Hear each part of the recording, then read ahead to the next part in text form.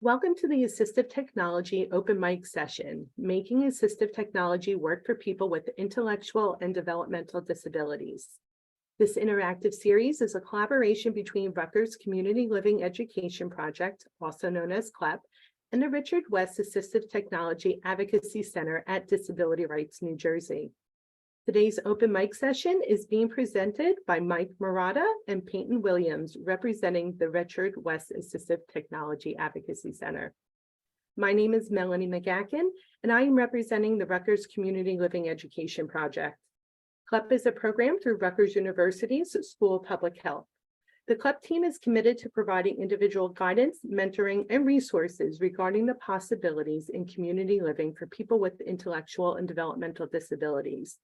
The CLEP team members' contact information is on your screen, so please feel free to contact us for any additional information or support when you or someone you know is ready to explore community living options.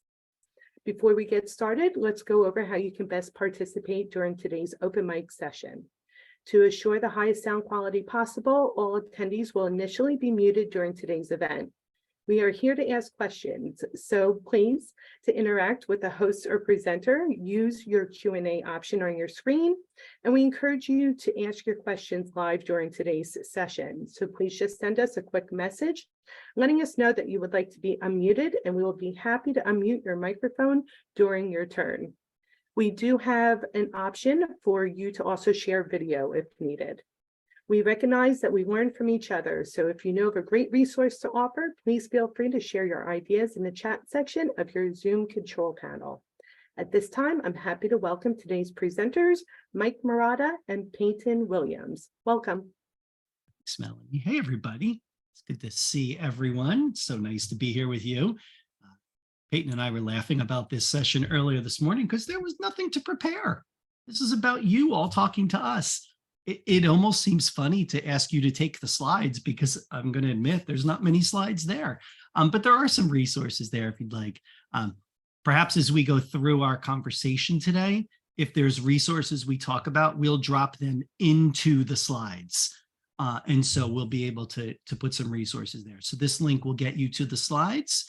There is a QR code as well that will get you to the slides, which will give you the information that we are talking about today. Just notice that that is a bit.ly, a shortened link, and the capitalization matters. I put the link in the chat so you can go right to it, so you can get to it. So that should give you all the slide information.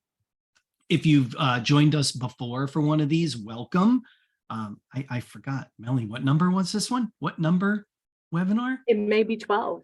I thought it was too, but I didn't want to say it. But yeah, this is our 12th edition of this webinar, not of this one, but of this series. So this is very exciting for us. So as we go forward, you can definitely check out all of the other ones that we had previously done on different topics. This is the first one we're doing in this format where it's kind of an open conversation. Each of the previous ones had a specific topic.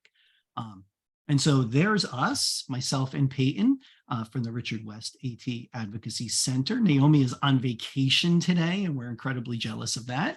And that must be nice. That's awesome for her. So we miss her, and we'll see her next month. If you want to reach out to us, feel free. We're happy to chat with you about anything, not just during the session, but at any point. If you're not familiar with us, what are you doing with your, no, that seems very aggressive. No, let us tell you about us. We are the Assistive Technology Center for New Jersey. So we are federally funded to provide assistive technology support to everyone across New Jersey, regardless of age, regardless of disability. We do that through an array of services that we provide. Most of them are free. We do demonstrations of technology to help people figure out what might work for them. We have a loan program. And in fact, I see Kristen in the attendee list right now. Kristen is from Advancing Opportunities, who hosts our lending center, and that is exciting, where if you are interested in trying out a piece of technology, you can borrow it for several weeks at a time to get it in your house or wherever you're going to be using it and actually dig into it and explore it a little, which is really exciting. And then we finally partner with Goodwill Home Medical down in Camden County, and they do our device reuse program. Get all that information out of to get all those materials and old equipment out of your garages and your basements and your attics, wheelchairs and walkers and canes and crutches and things like that. Goodwill Home Medical takes that equipment, refurbishes it, cleans it, sterilizes it, puts it back out into the community. So you can check them out for all of that information as well. Here's the next couple in our series here. I guess this would be number 13 and 14 as we go forward. We're going to cycle back into doing some specific technology focused webinars. The next one in May 4th, will be a demonstration of reading and writing tools. So if you'd like to join us for that, we're calling that Tech It Out. I love these names that we're coming. I'm very happy with these names we've come up with throughout. So that's going to be our little demo session. And then we'll have another open mic session in June, on June 1st. Same setup as today. If you want to learn more, and then I promise we're almost done with our little plugs and then we'll just start chatting. If you want to learn more through our center, we have purchased access to the ATIA Learning Center. ATIA is the Assistive Technology Industry Association. So they are an international group that does assistive technology. They have a learning center, which is recorded webinars and videos about all topics of AT that have a cost. That's a fee for this. We have purchased a subscription for the entire state. So if you are someone from New Jersey who either lives or works in New Jersey, you can have access to this for free. So there is a link on the page there. You can fill out the form. Once you fill out the form, it will give you a code. That code is critical to you. That code will be the checkout code you put in when you go to purchase those webinars. And when you put that code in at the end, it will bring the cost down to 0 for you. If it does not do that, reach out to one of us because something has happened, because it should be free for you. Do that. Finally, one more thing. We have a webinar coming up in May. I mean, a conference, I should say. It was scheduled for March and we have pushed it back into the spring. So we're now doing this on May 20th. We'll be in West Windsor at the Mercer County Community College doing a full day conference on inclusive technology in education. So you can check out our website for that. All of this lives on our website, at4nj.org. Pictures behind Peyton's head and behind my head, and there's our website. And you can get all of that information about all of the great services we do. All right, that's the extent of me talking. Well, no, I'm sure I'll talk more, but now I'll invite you to talk as well. And so let's see what's coming up in the chat. By the way, this chat's not a one-way from you to us. This is a chat. So I'm ready to chat with any of you if you want to come on. Mary, hello. Mary joins almost all of our conversations. Mary joins us from Montana. That's nice. Mary joins us during our AT town halls that we have on Monday morning. So Mary, it's good to have you here too. Have the out-of-state flavor of the group. I'm all for it. Let's see, one question. I see that Dottie had a question in the Q&A section. Oh, look, I'm not even looking there. Here we go. All right, hold on. Oh, Dorothy, what a great question. Is there, Dorothy's question in the Q&A, is there a list of the technology that can be borrowed? And yes, there is. I am wondering, here's where I put somebody on the spot. I bet, Melanie, if we turn on Kristen's microphone, she would want to come on and chat about this. Kristen, do you want to chat about this? Put her on. Let's all stare at her name in Sure, she says. There you go. All right, let's turn on Kristen's mic, and here she comes. Hey, Mike. Hi, Kristen. How are you? Hey, everybody. Hey. So yeah, I'm Kristen Russell. I work at Advancing Opportunities, and we have the Lending Center. So you can go to our webpage and look up information there, but our webpage is not up to date as far as our new equipment. So the best thing to do, oh, thanks, Mike. You're welcome. The best thing to do, if you have specific equipment, or even if you don't know what the equipment is, but you know there's probably some equipment, you can reach out to us. So I'll just add in my email address. You're welcome to reach out to me directly. I'm happy to talk with you on the phone and kind of let you know what we have or talk through and make suggestions. That would probably be the best way to do it. So just a kind of a summary of what we have. And we've been able, thanks to you all, Mike and Naomi and Peyton, we've been able to purchase a lot of new equipment. So probably the biggest thing we loan out is iPads with a lot of different augmentative communication apps on there. So that's great for trials of that. So we loan out iPads. We also have tons of switches, a lot of switch toys. We have a ton of computer access equipment. So different mice, different keyboards. We have a standalone eye gaze, head mice, any keyboards and mice, ergonomic equipment, and other things. So if there's ever a time that you would like to borrow something, call us. And if we don't have it, we'll add it on our list and maybe it's something that we can get. That's awesome, Kristen. Thank you. Thank you for being put on the spot and answering. I appreciate it. Love it. Love that other people are chatting. Thank you. Yeah, tons of stuff. And we've been really happy that we were just able to share a little chunk of money with Advancing Opportunities to purchase more equipment. So we're very excited about that. This idea of getting equipment out there. I don't know how many of us in the group right now have had an experience of buying something that you were sure was the right thing until you got it in front of you and you realize it's not the right thing at all. That's what the Technology Lending Center can do for you. It can Mike, give you this opportunity. Yeah, who said that? Who said Mike? That was me. Oh, hey, Chris, go ahead. I'm looking at you, but you can't see me. So I'm like, I can't see you, so all I do is hear the voices. This is Kristen again. I realized I forgot to say kind of how it works. If there's equipment that you want to borrow, how it works, as long as you're in the state of New Jersey, we will ship a box of equipment out to you. So it's completely free. We ship it out to you. You can borrow it for 4 to 6 weeks. And inside the box, there's a return shipping label. So you keep the box that comes in, you just return it right in that same box and affix the label. Okay. So everything goes through UPS. So it's completely free. And if you're not in New Jersey, your state has a loan program too. We could probably find that link and put it in the chat as well. We don't want to leave anyone out of our grades. Thanks, Kristen. That's a good point. I always like to point out that idea that this is a no cost opportunity for you, the consumer. We pick up the cost both ways just to make sure that technology gets out there. And I think that's such a powerful way to do that. And Kristen, I do appreciate you putting your phone number and email in there too. Just to sometimes, and we have this too, and Peyton and I and Naomi, we have these conversations with people too, where people feel like they need something, but aren't quite sure even what that thing is, what that something might be. And so sometimes it's just having the conversation with somebody else, similar to these kind of conversations. It's just like, what do you have?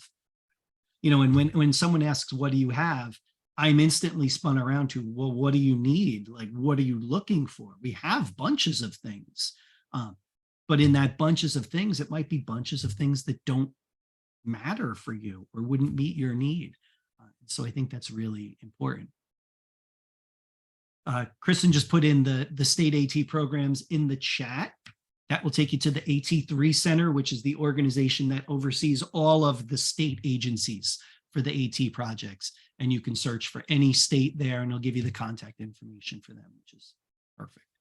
I have a couple more in the question. Melanie, you want to go with your question first?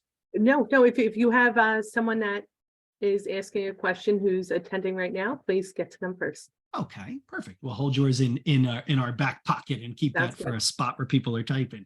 So here's something from Dorothy. Dorothy, I feel like you're going to have your mic turned on, so be mentally prepared for that. Get ready. Dorothy says, have you tested any technology or apps that could help an agency be more operationally efficient?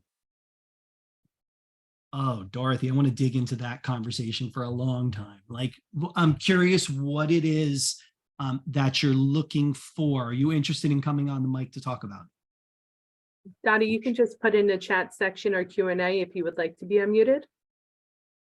I don't want to turn you on. Good time. We understand that also. Yeah, for sure. I think that's a great question. And I think it really digs down as to what are you looking for that's going to make your agency. Oh, Dorothy says, okay, here she comes. Yeah. All right, Dorothy, here you come. Give me 1 second. She's going to Your show now, Dorothy. Get ready.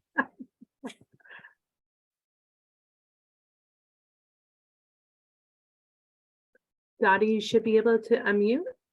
Yeah, can you hear me? We can. How are you Hello. today? Hi.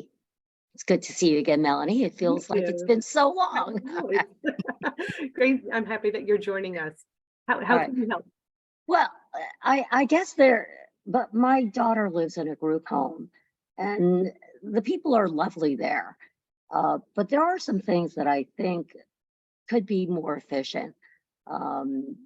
Because it's a group home, they have basically satellite offices all over the state. So it's really hard for, a supervisor or a behaviorist or a nurse see what's really going on. There have been a couple of behavioral incidences and the behaviorist isn't able to really address it because there's no visual of exactly what happened or what circumstances led up to the behavior.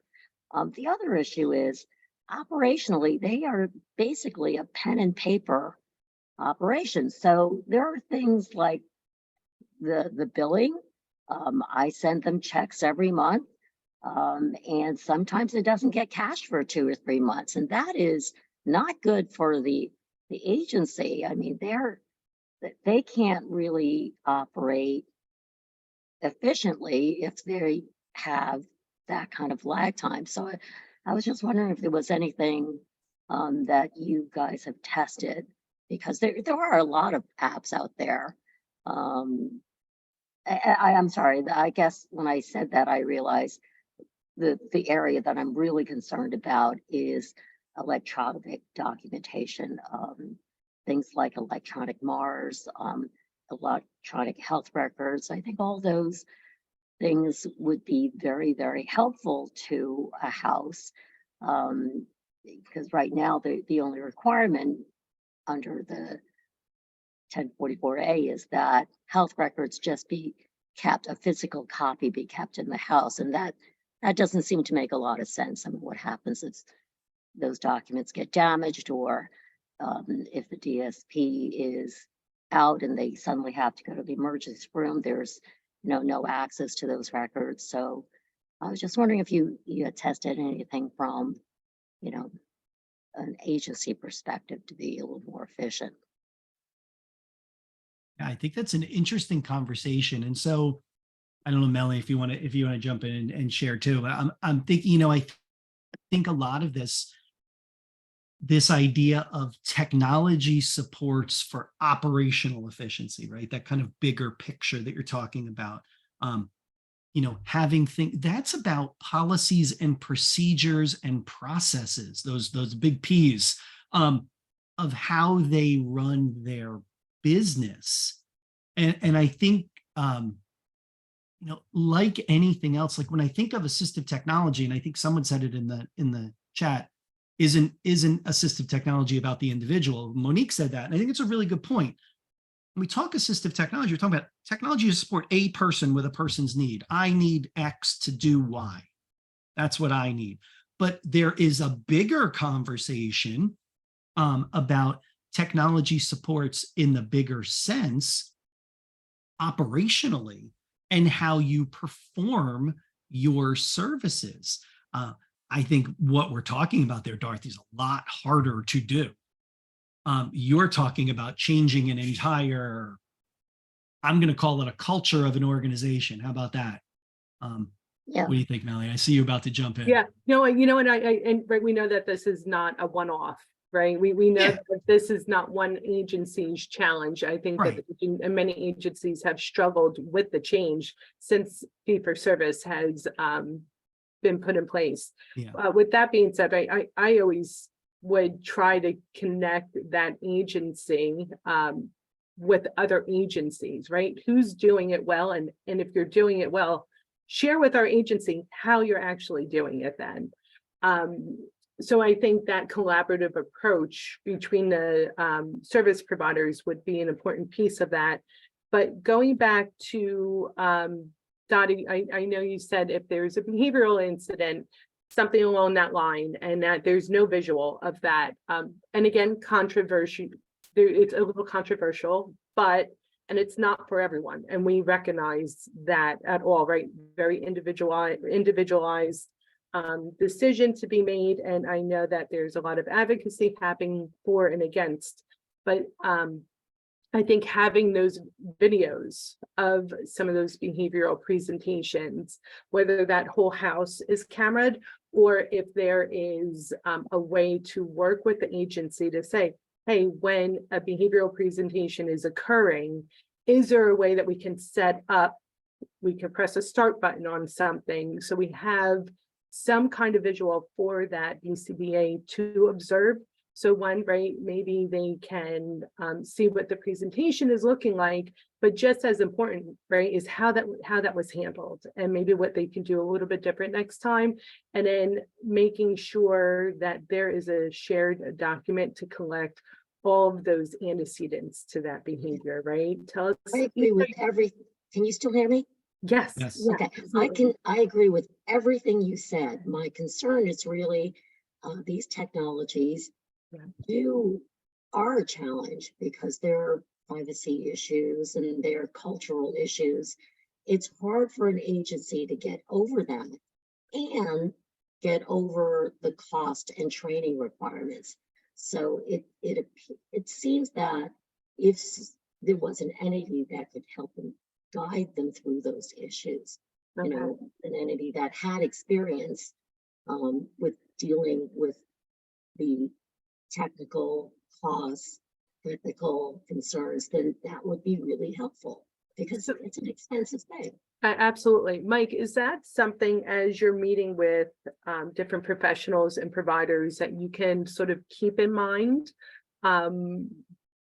to gently approach to see if you can come back with some additional resources? We have Dottie's contact, Yeah, for extremely sure. active family in the community. So Yeah. I think if there's any additional resources or guidance that you're collecting from others in your work, that would probably be really helpful.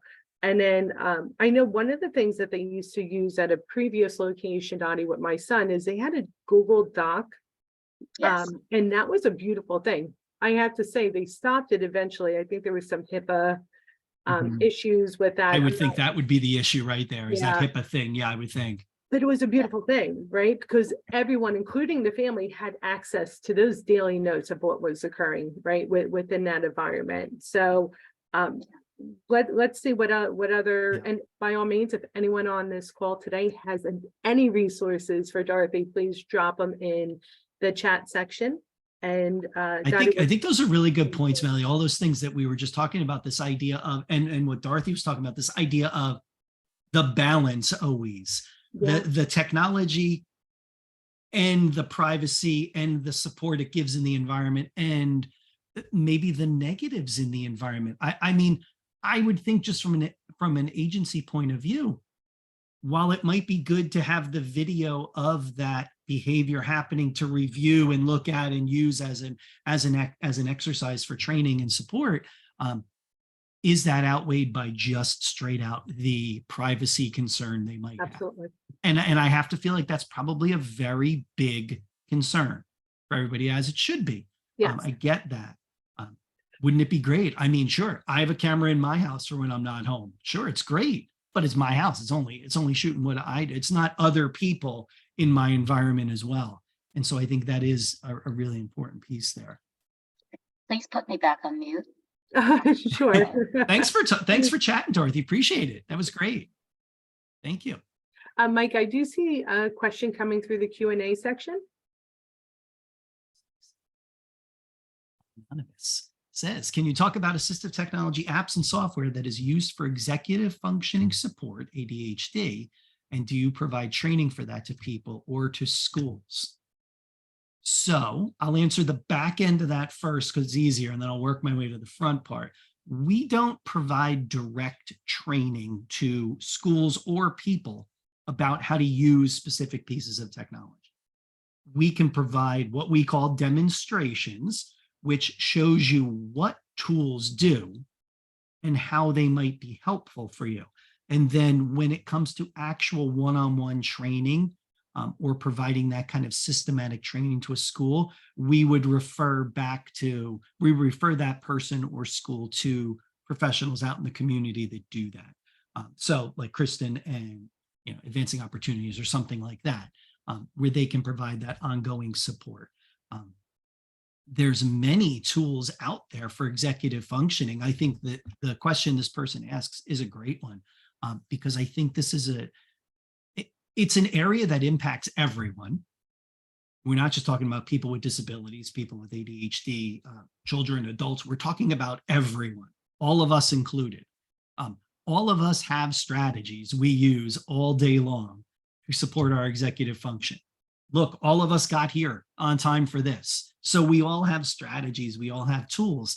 And what I would tend to say to people a lot of times are, start with what you have, start with the things you're comfortable with, and then layer in supports as you go. It's really interesting. I used to be, I've changed, I've grown as a professional. I used to be someone who forced electronic things on people. You have to use a calendar in your phone, you have to use this. And I've softened on that quite a bit, because I recognize not everybody wants to use the calendar in their phone. Some people want to have a paper calendar. Some people like, and I'm one of these people, some people like Post-it notes everywhere on their desk, of the 3 things that I've talked about to people in the past 20 minutes. That's helpful for them. So really, it's almost less about the apps and more about the system you put in place around those tools to support the person. I think about this a lot for people in school. And we have this kind of conversation of, take notes in class. Okay. If you don't teach me how to take notes, how do I effectively take notes? Use a highlighter. Okay, that all sounds great, but if no one's told me how to use a highlighter, how do I do that? And so a lot of this becomes the strategies and the training that goes behind it, and making sure that people are understanding why they're doing things and the system of how to get that to work for them.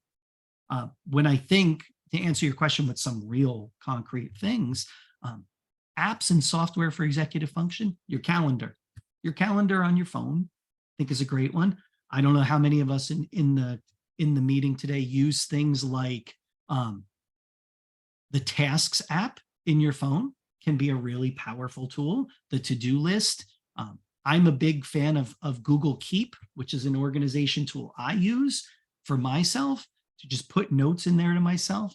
So funny, I was showing Peyton this before. I'll show all of you. Peyton and I were meeting before this. We just got, and I know it's gonna be hard to see, but it's a tablet. All right, I'm gonna turn off my background for a second. I don't like you guys to see my office because it's a nightmare, but I'll show it to you just so that I can hold this up. And Melanie likes when I go off book completely like this. Here you go. So there's my office. You don't, I'm sorry you had to see it. This is a tablet, but it's a tablet for note taking. And it's just, it looks like an e-reader. It has a little pen. And it's just a screen that I can write notes on, and it saves them automatically. And so this is something I'm using as a way to organize myself now, only for the past 3 days. So I don't know how it's going. Don't ask me how it's going yet. I can't say for sure. But this tool is linked to my web browser through an app, and I can share those documents back and forth with myself. And instead of having 4 different notebooks, which I could point you to on the side of my office, where things are written in different notebooks or different pads, they're all in one device and they go into folders that I can then organize. To me, I feel like that's going to be a huge support for executive function, because I'm notorious for writing notes. You guys are getting a whole bunch of what I do now. I just random pieces of paper is what I do, is all notes, and then I stack them up on my desk. And maybe I get back to them at some point, or maybe they get buried under others. And so thinking about how to use that, Jessica, this tool, now I'm not saying this is the best one. I always do that, Jessica. I always start with that. Yes, Peyton put it in there. Thank you. This one is called Remarkable. And it is an e-ink note-taking tablet. And so you can load PDFs in here. I can go to websites and download web pages as a PDF and then mark them up and then save them on the device. And so I'm going to try this right now. Jessica, right? You're writing in a steno book. Jessica, what happens when you put that book down and you forget to bring it with you? These notes are gone. And that's the part I always struggle with, is I write a lot when I'm sitting at my desk. But if I don't move that to somewhere else, it's on my desk when I'm not at my desk. And that doesn't help that much. And so I think circling all the way back to what this person asked, I really do think it depends on what this person is struggling with when we look at executive function. Is it organization? Is it time management? What is the struggle that is really causing them the difficulty? Peyton, do you want to jump on and talk about these? This is our new little fun thing that we're all looking at with these little e-ink notebooks. Go ahead, Peyton. So I think that the big thing is that there's so many of them on the market right now, and they all do so many different things. So I think it also depends a lot on what you're using them for. When I was doing a bunch of my research on what would work best and what we were looking at to have and try out for ourselves, I was looking at everything on YouTube, everything I could find in different ones. But the best part about certain tablets is that you can use any stylus you want, but other ones you have to use specific to their brand. It varies, and I know that that's a tough answer because of the fact that there's so many different options, but it really does vary tablet to tablet based on what you're getting. But honestly, I think that there's a lot of good information on YouTube because it tells you all about, like, okay, if you're using it to draw, you want this one and not this one because the latency of the pen, stuff that even goes over my head. But I think that the best thing to do if you're in the market for one is definitely to sit down and allot yourself the time to really go through what you're looking for out of the tablet and then look at what each one offers for what you're looking for. I think it's so interesting. So we're playing with those all now. I see people asking questions. You don't have to keep buying the tablet. The pen is an add-on. You have to purchase that. I always laugh when these places do this. You bought the tablet, but then you got to buy the pen too. And then you got to buy the sleeve that the pen and the tablet goes in. All these little things I affectionately have nickel and dimed away. And I think that whole system is probably about, what was that, Peyton? Maybe $500? Yes. Yeah, probably about $500. So kind of interesting, but there's a lot of them out there. We have just recently gotten one of each. How many different ones, Peyton? 4, 3? I think we have 3 now because Okay. we bought the Supernote and we bought the Kobo Ellipsa. So we bought a as couple, well. and then this remarkable. Seems like the Supernote is the most popular for everyday users, just people that are looking to take notes, download documents, send documents. But then again, it might not be what you're looking for. So I wouldn't take my word for it unless you know what you're looking for personally. Yeah. So we're going some process. We're doing some process now to explore. I told Peyton, I'm going to use this one for a couple of weeks, and then they're going to give me one of the other ones. I'm going to try that one and we'll compare. We'll see what we get from that. Mike, and I go ahead, I Matt. apologize. Go ahead. Oh, did you see? I see the question in the chat. Is that where you're going? Yeah, we have a few more that are popping in now. So I see in the chat the question from Rosetta about the person blasting their son blasting the TV. And I like the idea of the rechargeable noise canceling headphones. You might also, for some of those headphones, be able to set a limit on the volume, the top limit of volume. And so that might be some of the things you look at in the settings of those devices to where it will keep it from going too loud. I've noticed recently that my Apple Watch updated and apparently it turned on the noise part of it. And so every once in a while it warns me, mostly when I'm in the car by myself, that it is way too loud in the car and that could cause damage. And Rosetta, just like your son, I don't want to hear it from my watch. I just want to listen to the radio and drive around and be happy. but there might be some settings you can turn on in those that he wouldn't be able to turn it that loud for himself. Any good pair of noise canceling headphones should have some kind of ability to set an upper limit to it. So I think that's it. Oh, Kristen has thoughts on, where are you, Kristen? Come on back. I see Kristen had thoughts in the chat. She said she has thoughts on executive function. If there's time. Kristen, let me check. There's time. Come on back.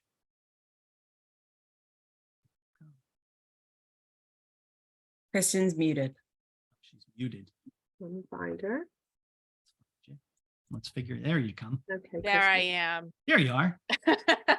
I have a couple of thoughts on executive functioning because this is the area that's like the tools are really easy. There's a million of them, but it's like really hard because we're talking about like forming habits. Yes. So it's not like whenever I am working with someone in this area, like it's one thing for me to say, you need to, let's figure out a calendar. It's another thing to develop a habit of like how to use it, which is really what you were saying, Mike. But I think it's really important to think about the human supports that are necessary, not just the tools. So like, who's going to be the one kind of modeling how to use some of these tools and checking in, because we're all different. All of our brains are working differently. So we all are coming from like our perspective of what works for us. So it's really hard to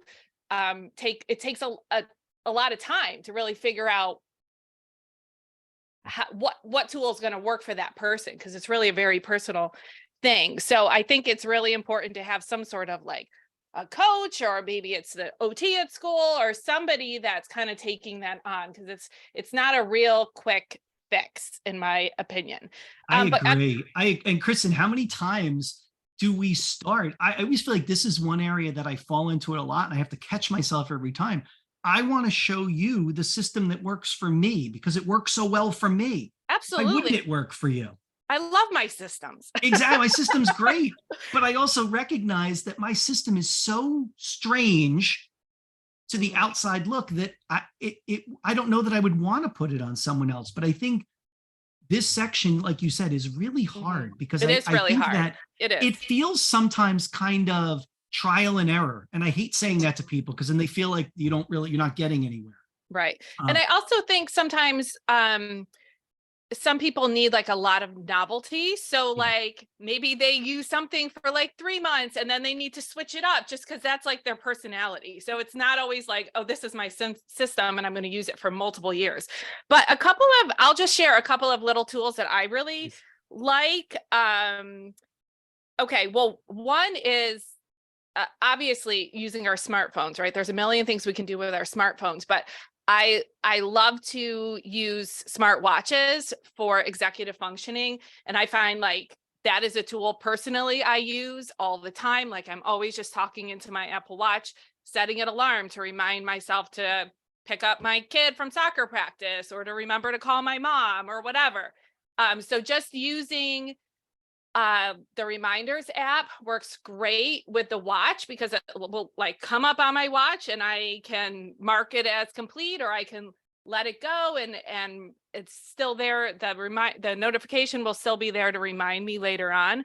So I think just having the watch can be helpful as opposed to just using a phone, because picking up our phone will lead to checking your emails, texting somebody, where the watch is a little bit more limited. Like I'm not going to like sit and do like a ton of scrolling on my watch. I'm just going to use it more for business kind of thing. So I think the watch can be a great tool. Another thing is I've been using this. This is like nothing fancy, guys, but if you look up like on Amazon, a time cube, these are cheap little devices. And can you pull one up, Mike? I'm doing it right now. Just keep Okay. talking. I'll search This it will up. be and I'll much put it up. easier. I actually bought one. I think I'm going to treat myself to another one here for a Live a summer little, gift. Kristen. You deserve it. Basically, I'll share how I use this. The device is kind of like a little cube and it will have a number on each side. There we go. There you Okay. go. So this is super low tech. Look, $11. but I would get it in a nice color.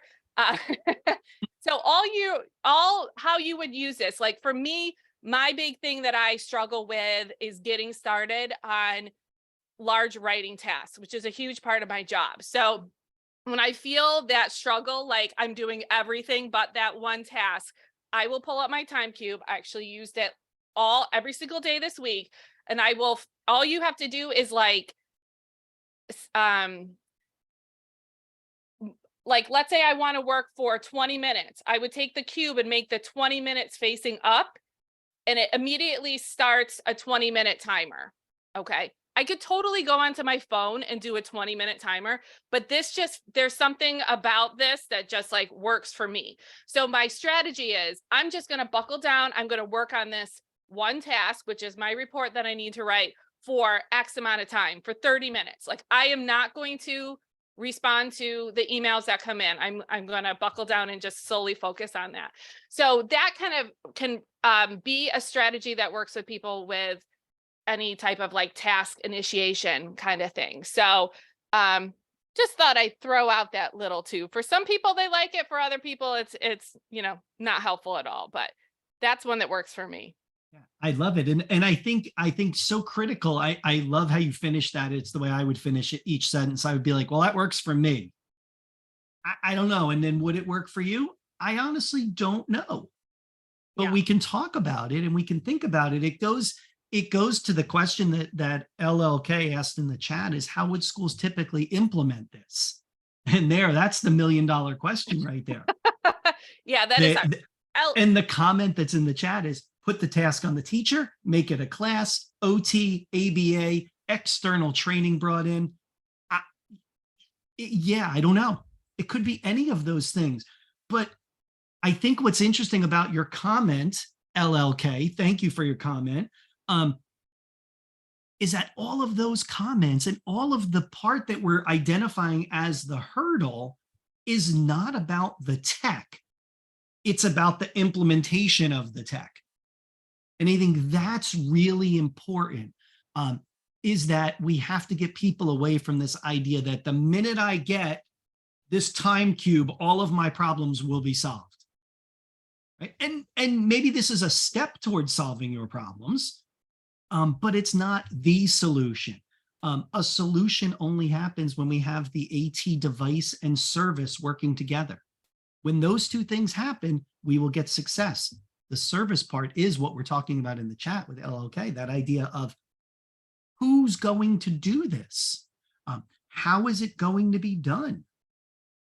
If there's multiple check-ins for something like this, what does that look like? Who's responsible for that? Say that we buy this $10, which I might buy one of these just because it's fun. And Kristen, I like stuff on my desk. And so this might be fun. I'm going to try it. But think about this. I buy this $10 cube and make a statement in a group in a school setting, like, all right, this is the solution we're going with. Okay, great. Put it on the desk. It starts running. When do we check in to see how it's going? Who's tracking it to see if it's been successful? Who's troubleshooting when it's not working? What if the batteries run out? What if it doesn't do what we think it's going to do? It's turned off and no one knows how to turn it back on. All of that stuff becomes critical. And LLK points out the devices might not always be allowed unless they're identified in an IEP or perhaps as part of a trial to support an IEP goal. We can look at it that way. But all of these things need to be documented in some way, like we're doing this tool and we have this trial plan to determine whether it's effective or not. Come up with a time frame. We're going to try this for 2 weeks. We're going to get back together. We're going to collect data and we're going to talk about it to decide if it works or not. If we don't have that plan figured out, all we end up doing is just buying more stuff.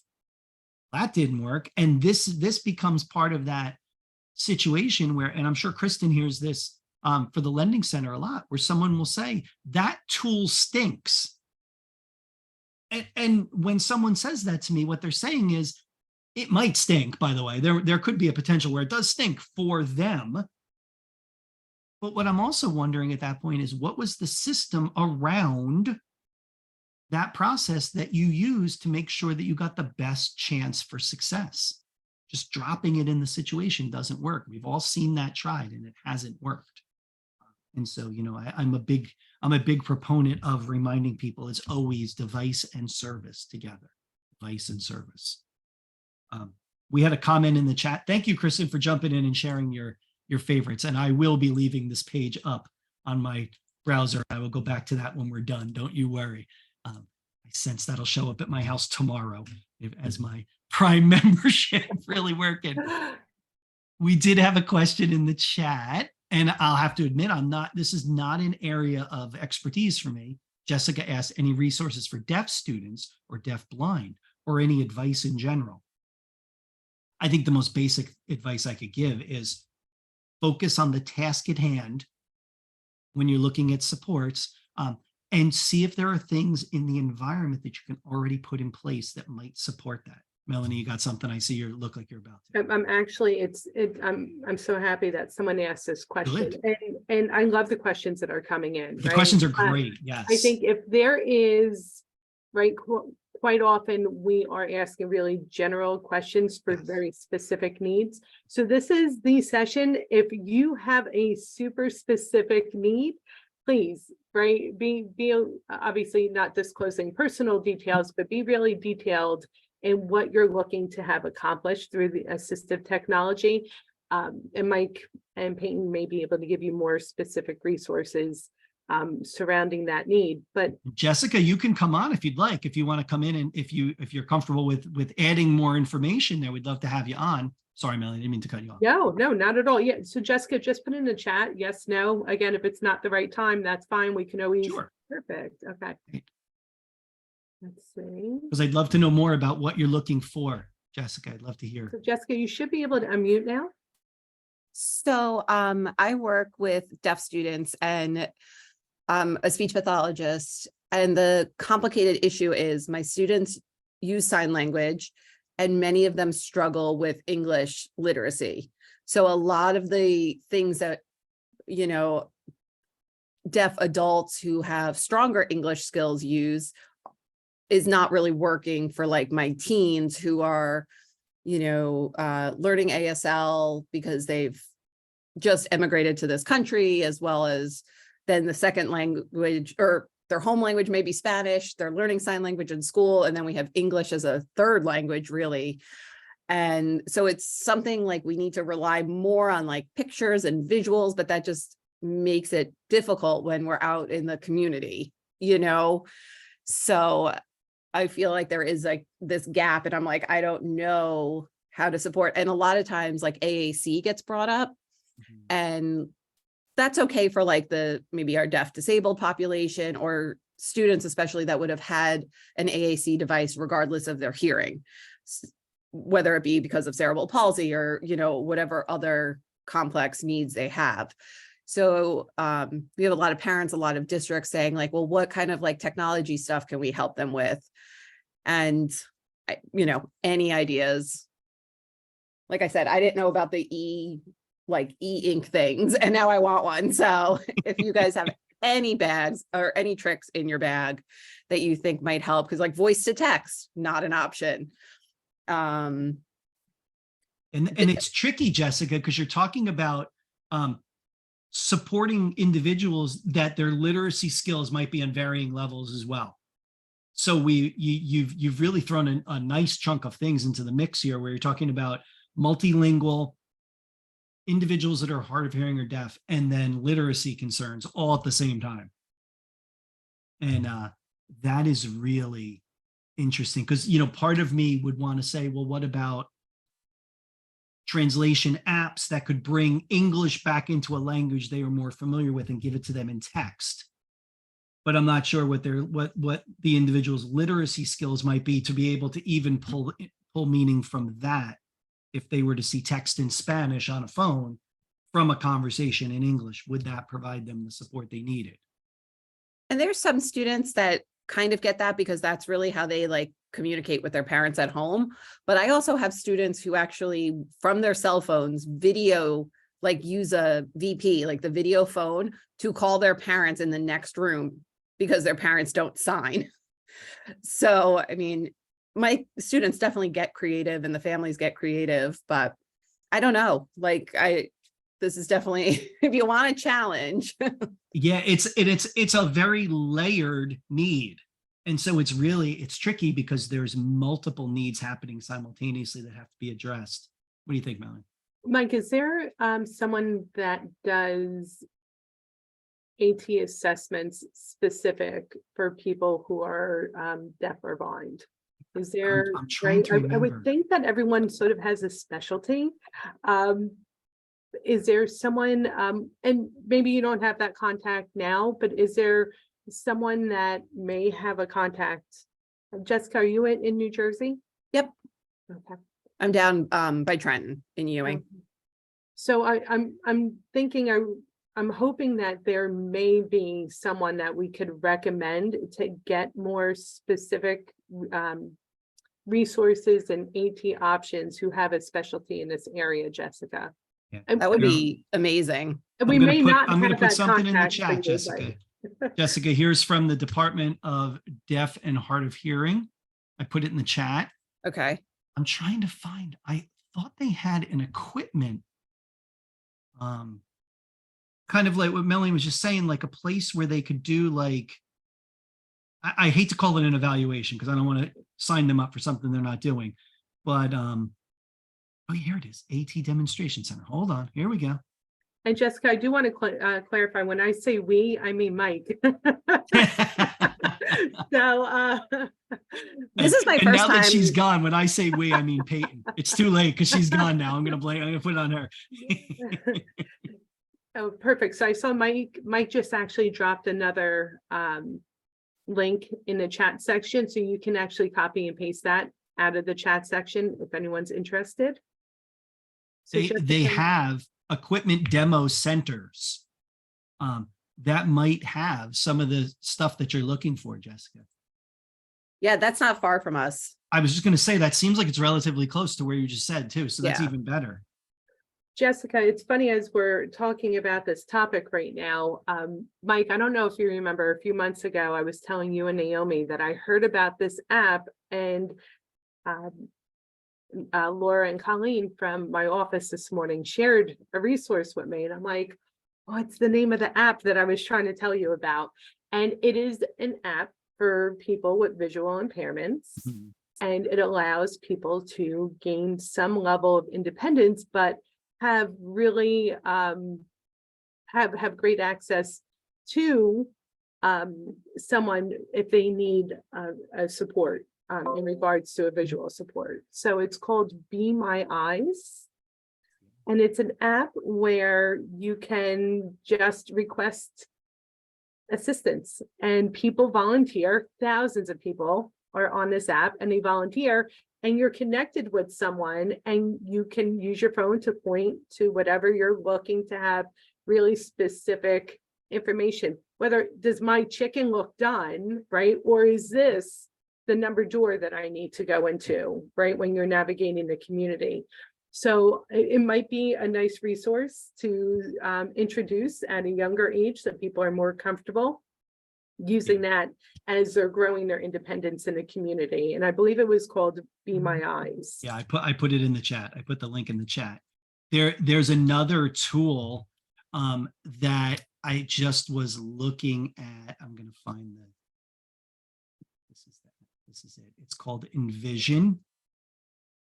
And here's this link in the chat. Envision is, share my screen so you can see it too. Oh, well, no, that's not it. Wait a second. There you go. A set of glasses that actually will look out from in front of you and provide you with auditory feedback of what you're seeing. Now, I know, Jessica, this is not what we were talking about, but it made me think as we went down this road.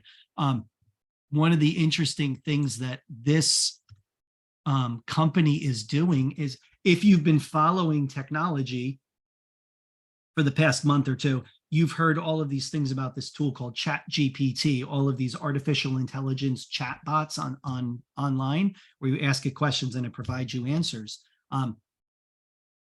This tool has that AI interface in it. So where Melanie's talking about the idea that some of these other tools rely on volunteers to give them information, this is having the information processed from the camera through this artificial intelligence, and it's giving you information right back.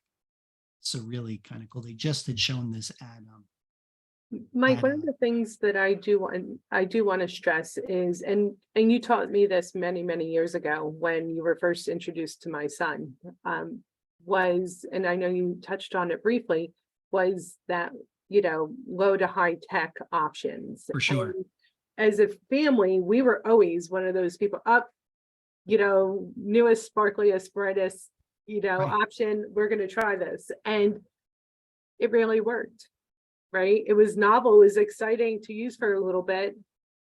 It just wasn't the right device. And it went in the closet and it collected dust many, right, thousands of dollars later, quite often. And you, for example, a shopping list, right? We got the iPad, we got this special app, and, you know, and it was cumbersome to set up. And right, it's a right fit for the right person. We just started writing out that list and gave him a pen to cross out, and that's what worked, right? A small notebook, and it was the lowest tech of options that wound up being the best, right? We were getting fancy with shower charts to grow some independence, and yeah, you know, he took a piece of construction paper with words and pictures and laminated it, and again, right, with that waterproof, you know. And another Like option, water right? erase, Another yeah, solution. crayon. It wound up being the best option. I think nowadays technology is so advanced that our minds are automatically going to, right, the newest thing that's on the market.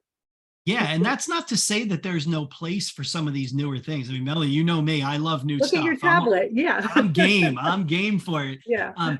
But I do like to remind people of that. Like, all of these things sound good. You know, we've in this last 10 minutes, we've just rifled through a whole bunch of different cool things. Are they all cool? Yeah, they're all really cool. Are they right for you? I don't know. That's the question. And I think that becomes really key is as we start talking about what each person needs, it goes back to what someone said in the chat at the very beginning, where we talked about this idea of, I'm trying to scroll back and find it, remembering that AT is about that one person. That's what makes it AT. Is it for you? Is it right for you? And all these sparkly new things, you're right, they're great to know about. But if that doesn't align with the person's need, as sparkly as it is, it's just not the right thing. You know, I always share this story of, I speak to a parent that I used to work with their child, Millie, probably as long ago as I've met you and your family. This parent calls me every August and says, "What's new in AT?" And my answer to her always is, why? What's not working for your son right now? And she will often say, she said it every year the past 5 or 6 years, "No, everything's working great." Great. Well, then you've done it. You figured it out. You found the thing. Don't overcomplicate what you might have already resolved. We all know this story in life. There's other problems to solve. If you've solved one, be happy and move on and find another. And keep these resources, like Melanie with that app in her head and me with these other things just rattling around in my brain, to pull them out when you need them. But almost more importantly than knowing everything, because you'll never know everything, it's knowing others. It's about those resources. That's what makes something like this so powerful, just talking for an hour. You know, when Melanie and I got on at 10 of 12, we didn't know what we were going to talk about for an hour. And look, it all worked out. It's 1 o'clock and it all worked itself out. So it's a great thing to do. And I'm glad that you all participated.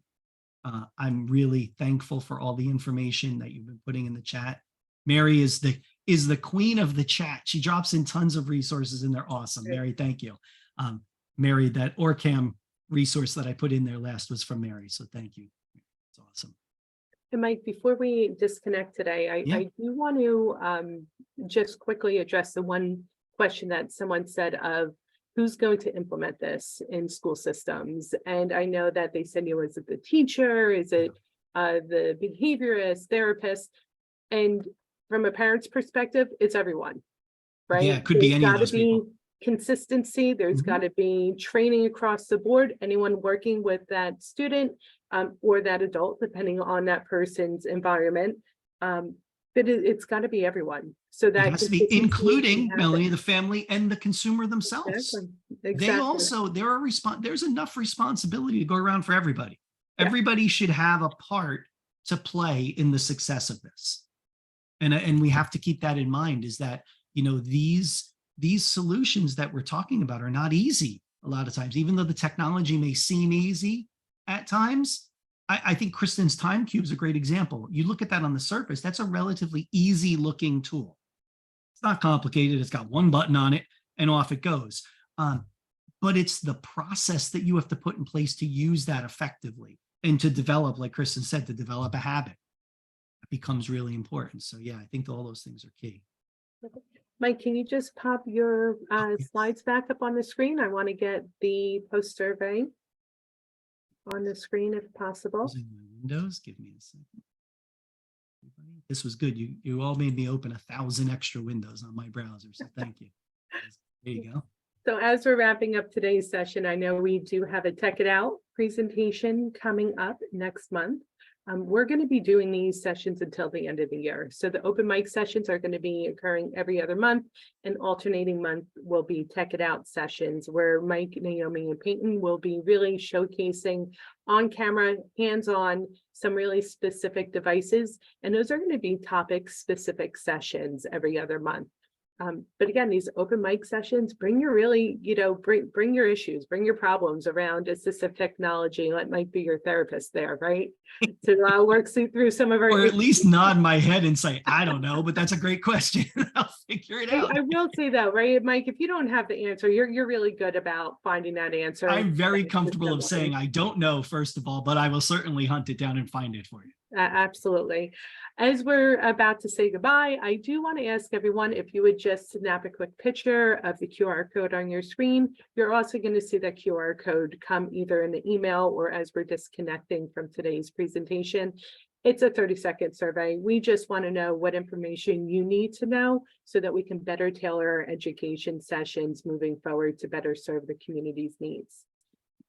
If anyone has any specific questions, any additional needs, please reach out to us via email. And you can do that through the confirmation email that you received for today's link.